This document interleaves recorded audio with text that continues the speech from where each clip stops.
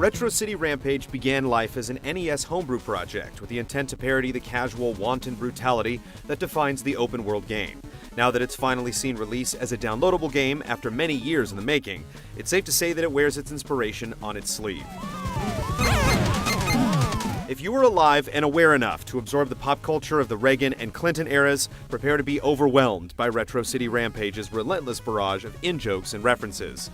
They extend far beyond the realm of gaming. For every wink, say it's Zelda or Bionic Commando, there are lengthy interludes drawing from TV and films of the era.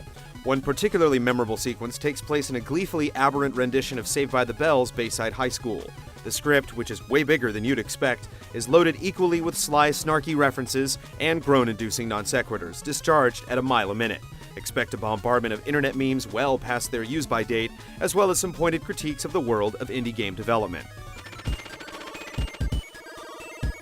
The core of the game is classic GTA-style driving and shooting, with a few embellishments, like a cover system that you'll seldom remember to use if you're anything like us.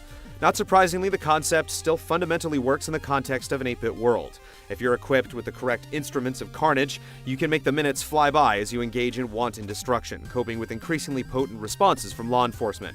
A range of clever power-ups like a bionic arm and a pair of shoes which make you go so fast as to cause a certain hedgehog to blush feel right at home in this anachronistic sandbox. It's when Retro City Rampage starts to get more literal in its references that it falls apart a bit.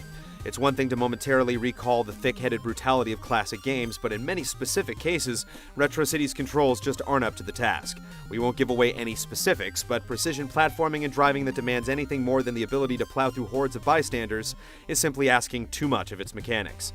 During the worst of these, you'll find yourself wondering just who the joke is on. For all its snark and irreverence, Retro City Rampage is pretty earnest in terms of what it's all about. Take a gander at all the Rampage events and the dizzying array of display modes available, and it all becomes clear. If you have a soft spot in your heart for classic games and an appetite for open-world destruction, you'll be able to overlook the knee slappers and mechanical mishaps that occasionally mar this expansive pastiche.